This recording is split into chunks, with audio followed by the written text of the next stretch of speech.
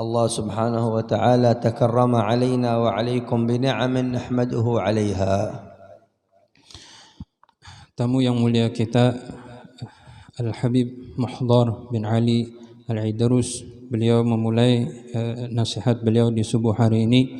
Pertama-tama kita ucapkan rasa syukur kepada Allah Subhanahu wa taala. Allah Subhanahu wa taala telah memberikan kita nikmat yang mana itu menjadikan kemuliaan bagi diri kita. Wa nusalli wa nusallim ala sayyidina wa maulana wa imamana wa qaidana Muhammad sallallahu alaihi wa alihi wa sahbihi wasallam. Dan tak lupa juga kita haturkan salawat dan salam kepada junjungan kita, ikutan kita, pimpinan kita adalah Nabi kita Muhammad sallallahu alaihi wasallam. Wa nas'aluhu subhanahu wa ta'ala at-taufiq lima yuhibbuhu wa yardah. Dan kita meminta kepada Allah Subhanahu wa taala agar Allah taala selalu berikan taufik kepada kita kepada sesuatu yang selalu diridhoinya dan dicintainya. Wa yaj'al 'ardana fi hadzal yawm 'ala Allah subhanahu wa ta'ala wa 'ala nabiyyih Muhammad sallallahu alaihi wasallam hasana. Dan semoga tulisan yang di hari ini yang biasa diajukan kepada Allah Subhanahu wa taala dan kepada Nabi kita Muhammad sallallahu alaihi wasallam, semoga Allah taala jadikan tulisan itu adalah tulisan yang baik saja. Fa innal a'mal tu'rad 'ala Allah fi hadzal yawm 'ardan khassan. Karena seperti mana diberitahu bahwa semua amal ibadah kita, tulisan itu akan ditampakkan kepada Allah Subhanahu wa taala dan kepada Rasulullah di hari seperti ini. Walihada nahris ala an nakun ashab a'mal salihah. Maka dari itulah kita berusaha agar kita menjadi sosok yang banyak memiliki akan amal soleh. La'anna Nabi Muhammad sallallahu alaihi wasallam idza 'uridat alaihi a'mal ummatihi wara annaha salihah hamidallah subhanahu wa ta'ala. Karena Nabi kita Muhammad sallallahu alaihi wasallam setiap kali ditampakkan, ditunjukkan kepada kehadapan beliau akan amal amal akan hambanya atau umatnya, ketika beliau memperdapati tulisan itu ternyata bagus semuanya, beliau pun memuji berasa syukur kepada Allah Subhanahu wa taala. Yaqulu sayyiduna Muhammad sallallahu alaihi wasallam tu'rad alayya a'malukum. Nabi sallallahu alaihi wasallam bersabda, ditampakkan akan amal kalian kepada diriku. Fa an ra'aitu khairan hamidallah. Kalau aku lihat, aku periksa ternyata itu bagus, maka aku mengucap alhamdulillah. Wa in ra'aitu ghaira dhalik, yani a'mal ghair salihah, qal istaghfartu lakum. Kalau aku dapati ternyata tulisannya tidak baik, artinya sama ada itu dosa atau tidak, pokoknya tulisannya itu tidak baik, maka aku memintakan ampun untuknya. Hadi min rahmatin Nabi Muhammad sallallahu alaihi Coba wasallam. perhatikan, ini termasuk rahmat kasih sayang Rasulullah kepada kita. Walakin عندما يستغفر لنا يتأثر قلبه لأنه لا يريد أمته أن تعصي الله سبحانه وتعالى. Tapi perlu kita ketahui, sekalipun beliau memintakan ampun untuk kita yang banyak dosa, tapi pasti saja di hati Rasulullah ada rasa sakit. Kenapa? Karena Rasulullah pasti tidak ingin umatnya maksiat. والذي يحب النبي صلى الله عليه وسلم لا يرضى أن يتكدر قلب النبي بسببه. Maka siapapun yang betul-betul mengaku cinta kepada Rasulullah sallallahu alaihi wasallam, maka jangan sampai dia redha, senang di hatinya, membikin hati Rasulullah rasa sedih. دائما نريد أن تعرض أعمالنا على رسول الله وهو فرحان عليه الصلاة والسلام. Kita ingin agar setiap kali amal ibadah kita ditampakkan, ditujukan kepada Rasulullah gembira melihat itu. ومن أعظم ما يفرح رسول الله صلى الله عليه وسلم أن يبتدئ المسلم يومه بصلاة الصبح في جماعة، فهذا شيء يدخل السرور على قلب رسول الله صلى الله عليه وسلم، ويعتبر هذا من التوفيق في الأعمال الصالحة. Di antara yang paling besar menyebabkan gembira besar di hati Rasulullah sallallahu alaihi wasallam, yaitu kita mulai hari kita buka hari kita dengan salat subuh berjamaah dan bisa hadir seperti ini. Ini adalah sesuatu yang paling membikin hati Rasulullah sallallahu alaihi wasallam sangat gembira. Karena juga di sini adalah di antara tanda taufik Allah Subhanahu wa taala kepada diri kita. Wa kadzalika na'lam ala annana fi hadhihi salatus subh عندما نحضر نعتبر قليل في أمة النبي محمد صلى الله عليه وسلم الذين يعرفون قدر هذه الصلاة ويحافظون على أدائها في هذا الوقت المبارك. Dan perlu kita ketahui ketika kita bisa alhamdulillah diberikan Allah Ta'ala keringanan bisa berhadir salat subuh berjamaah, itu ketahui bahwa ini kita termasuk yang sedikit kalau dihitung dari umat yang sangat banyak di dunia ini yang mengerjakan, yang tahu betul-betul kedudukan salat subuh berjamaah. Kita alhamdulillah termasuk orang yang sedikit itu. Wa akthar ma yaghfal anha al-muslimuna an as-salat salatul subh. Karena yang banyak dari orang-orang muslim mereka lupa dengan kedudukan yang luar biasa, yaitu diantaranya adalah mereka lalai di dalam masalah salat subuh berjamaah. Terutama yang muda Jasiden. لو نلاحظ الآن أين شباب أين أبناءنا في هذه الصلاة. Kalau kita perhatikan yang hadir saat ini aja nih, yang anum-anum Jasiden manaan. Nah itu. لا تعنيهم صلاة الصبح. Padahal kita ajarkan kepada mereka bagaimana sembahyang subuh. إذن لابد أن نعلم أن هناك تقصير. Berarti perlu kita koreksi lagi kepada diri kita bahwa ada kekurangan. حتى كثير من كبار السن لا يخرج إلى المسجد. Bahkan kalau kita lihat juga dari orang-orang tuhagen, mungkin banyak juga masih yang kada hadir sembahyang subuh di sini. وهذا تقصير كذلك. Ini termasuk kelalaian. إذن نحن أمام مشكلة. Berarti kita ada masalah di dalam diri kita. أن هناك أشخاص كثيرون ربما تشرق عليهم الشمس لا يصلون صلاة الصبح.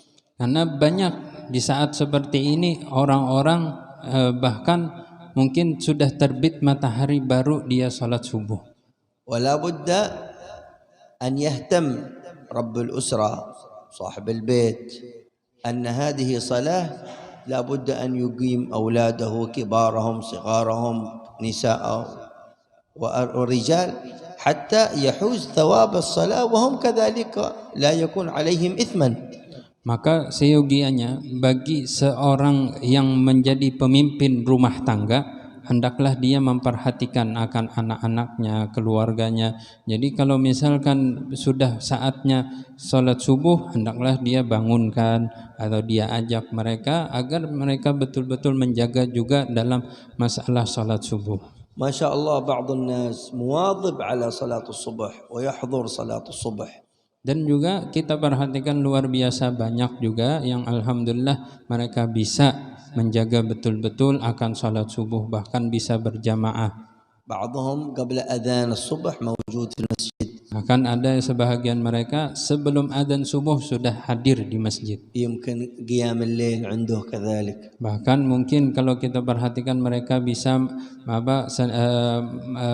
senantiasa di dalam mengamalkan qiyamul lail. لكن ما يفكر لماذا ولدي لا يأتي معي المسجد. Tapi yang jadi masalah orang seperti itu kadang bisa lupa, dia tidak memikirkan bagaimana anak-anaknya tidak mengikut dengan dia. ولا يجتهد في أن يأتي به إلى المسجد. Dan tidak ada usaha untuk mengajak anak ini agar bisa hadir juga ke masjid. في مجمع كبير في مجلس قام بعض العلماء يتكلم. Ada pernah diceritakan pada suatu perkumpulan yang besar, ternyata di saat itu ada salah seorang ulama berdiri dan bikin ceramah. فقال الحمد لله أنتم حضرتم هذا المجلس. Kata beliau memberikan nasihat, alhamdulillah kalian saat ini bisa hadir di majelis. وهذه تربية أهلكم لكم آباؤكم لكم بسببها جئتم إلى مجالس الخير.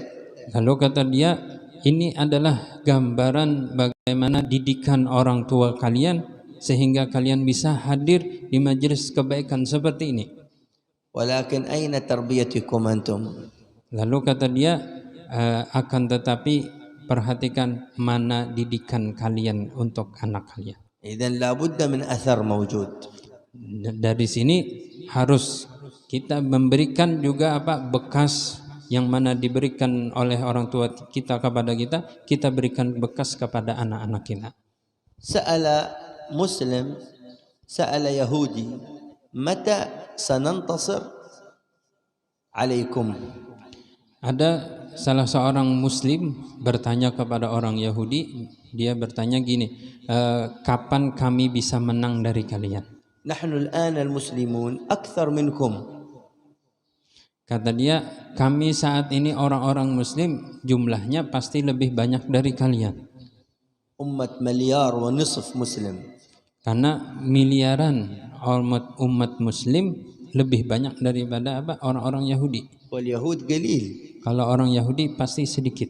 قال له اليهودي إذا بلغت صلاة الصبح عندكم في المساجد كصلاة الجمعة يحضر كثير ستنتصرون علينا.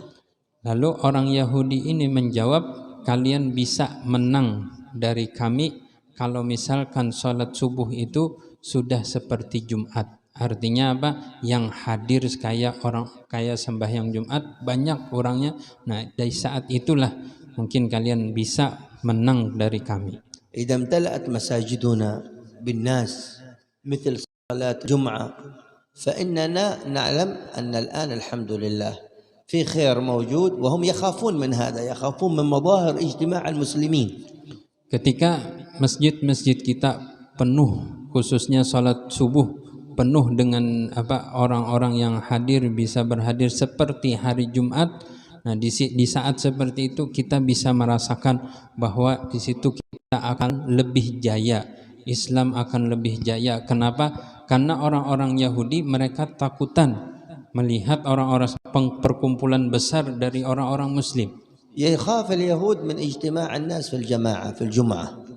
Seperti mana mereka takutan melihat ketika perkumpulan orang-orang Muslim ketika hadir di salat Jumat. ويخافون من لباس الأبيض عندما يرون المسلم يلبس ثياب الأبيض يخافون من هذا المظهر، مظهر الثياب البيض في يوم الجمعة والقلنسوة البيضاء في يوم الجمعة والرداء، ويخافون من اجتماع هؤلاء فيعلمون أن هذه إذا استمرت أحوالهم سيكون الأثر عليهم بعد ذلك.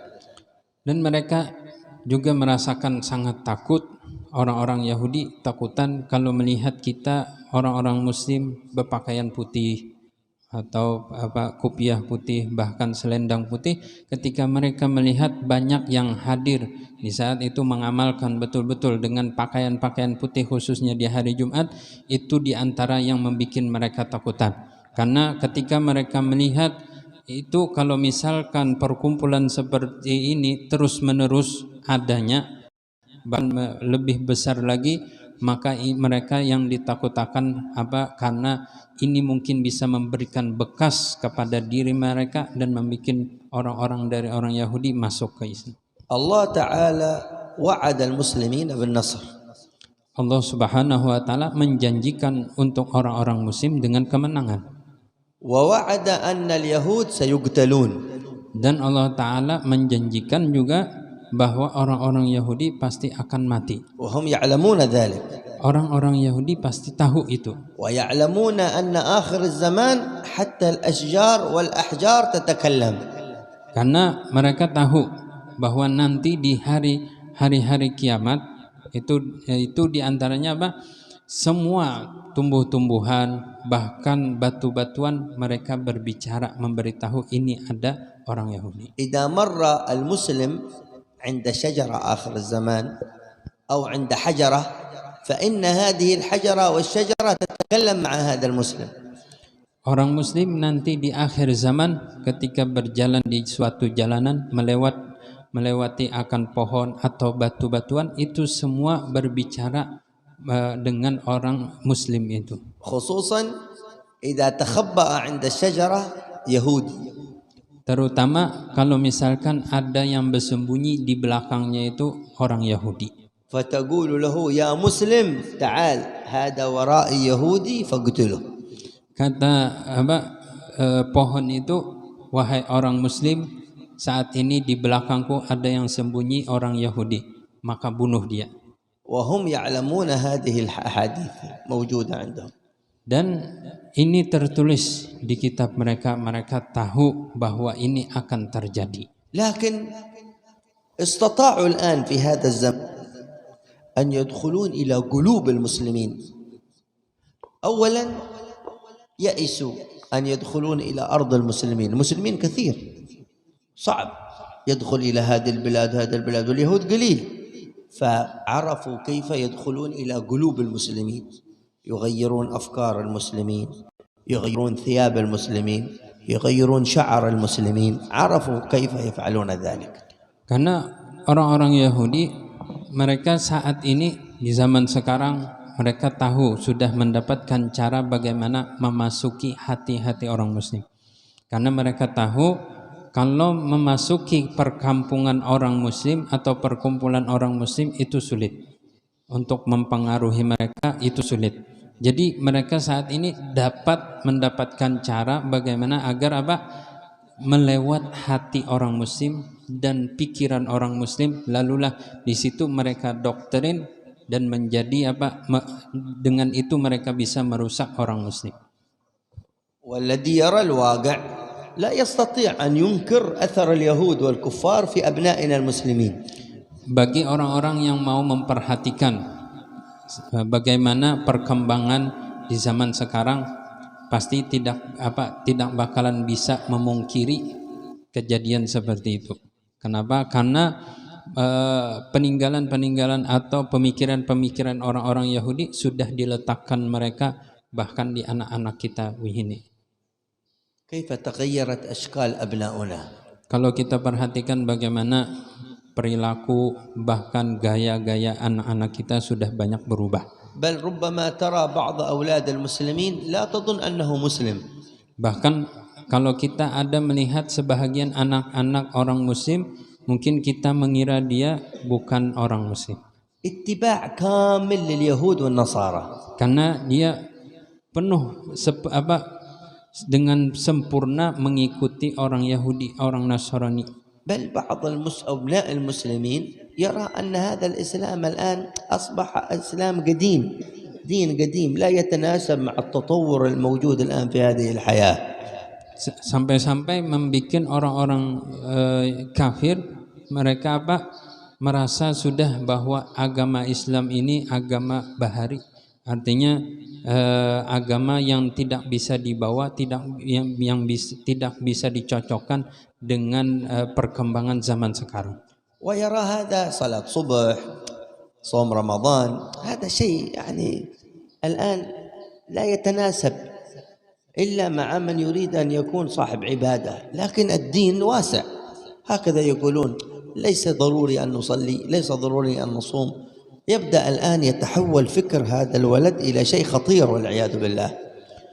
Bahkan bisa mengubah pemikiran anak-anak kita, orang-orang kita saat ini dengan adanya doktrin dari orang-orang kafir. Mereka memandang bahwa di zaman sekarang itu untuk kayak sembahyang subuh atau puasa ini sesuatu yang tidak penting banget. Nantinya tidak terlalu penting, bahkan mungkin ini cuma yang itu kecuali orang-orang yang suci, orang-orang yang masya Allah ahli ibadah. Kalau orang-orang yang seperti ini jinya melihat ini kada perlu gini. Hatta tara annahu yara al-istiwak hada syai qadim لا يتناسب الآن مع شكله أن يحمل السواك فيبقى لا يرغب في سنة النبي محمد صلى الله عليه وعلى آله وصحبه وسلم. Bahkan di hal yang paling sepele yaitu sunnah siwak, mereka mungkin kenanakan kita ini melihat ini adalah gawian orang bahari nyinya kada cocok lawan aku zaman sekarang gaya ini perlu, artinya membawa siwak itu gaya kurang, lalu ini meninggalkan dengan sunnah Nabi Sallallahu Alaihi Wasallam, padahal hal yang sepele. Fayabda'una fi hajr as-sunan, awal sunnah ma fi. Lalulah di situ mulai meninggalkan akan sunnah-sunnah Rasulullah. Thumma yatrukuna ba'da dhalika al-wajibat qalilan. Dari meninggalkan yang sunnah-sunnah, dari itu lalulah mulai meninggalkan akan yang wajib-wajib tunggal dikitannya. Hatta ba'da dhalik yunkirun al-Islam.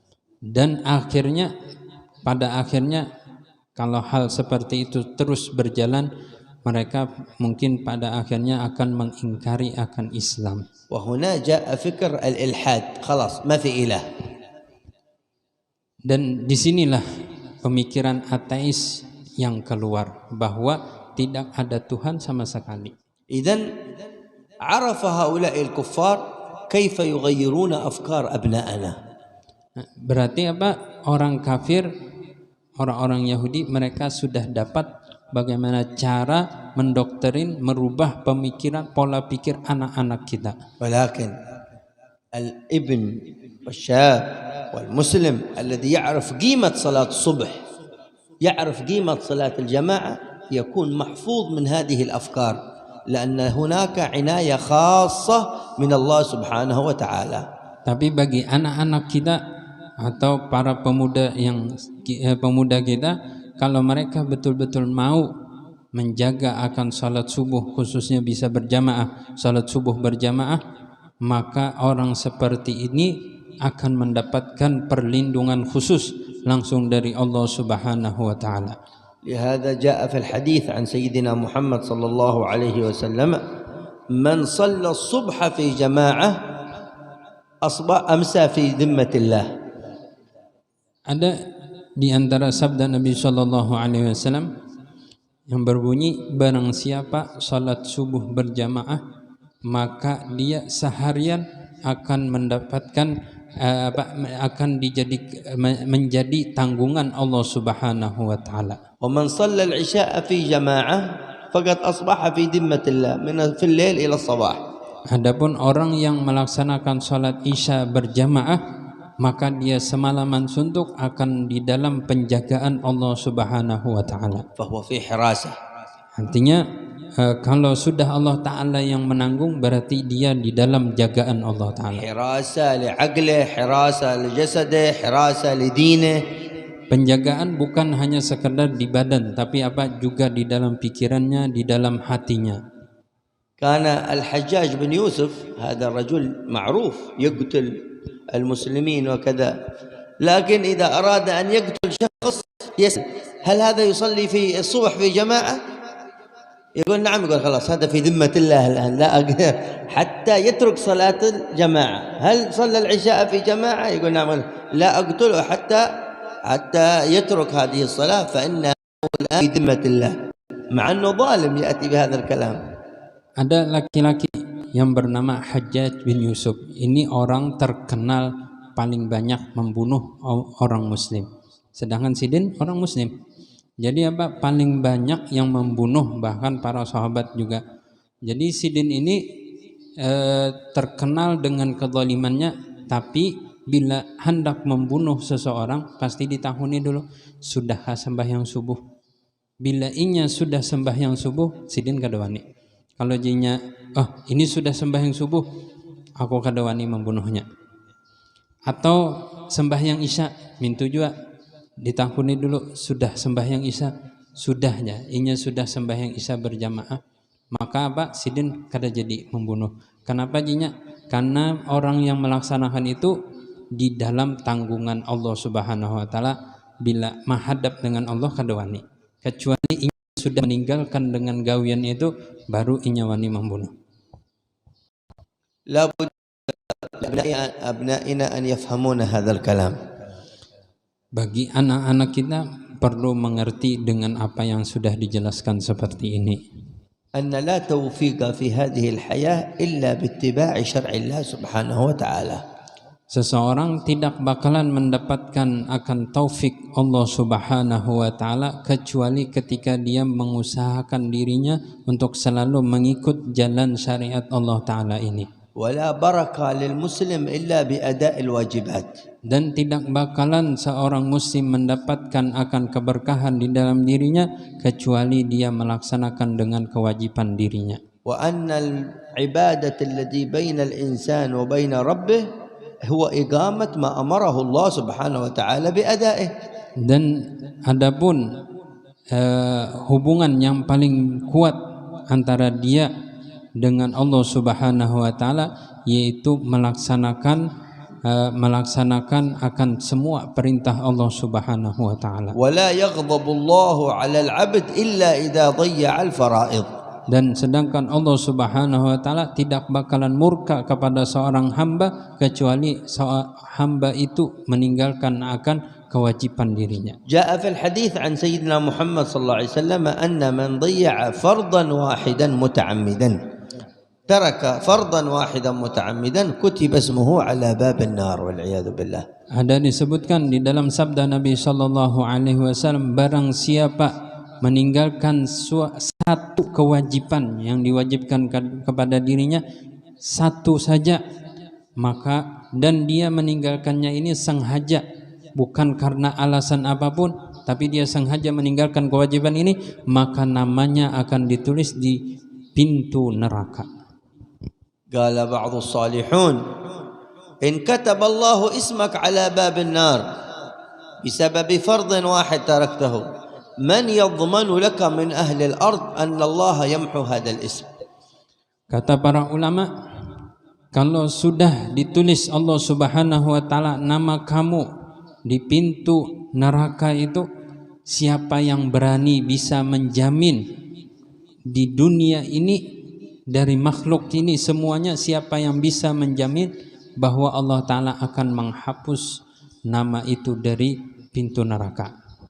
ولأجل ذلك كان السلف رضي الله تعالى عنهم وأرضاهم يبينون هذه الأهمية حتى إذا اهتم المؤمن بهذه الفرائض اصطلح الحال، استقامت الجوارح بسبب ما يؤدي المؤمن من فرائض الله سبحانه وتعالى. Oleh sebab itu ulama kita dahulu sampai sekarang mereka sangat menekan untuk bisa melaksanakan akan kewajiban-kewajiban yang Allah Ta'ala perintahkan kepada diri kita. Karena kalau kita perhatikan, apabila seseorang sudah mau melaksanakan dengan apa yang Allah Ta'ala perintahkan kepada dirinya, maka keadaannya akan menjadi lurus, keadaannya kehidupannya akan lebih bagus, bahkan dirinya pun juga akan lebih bagus.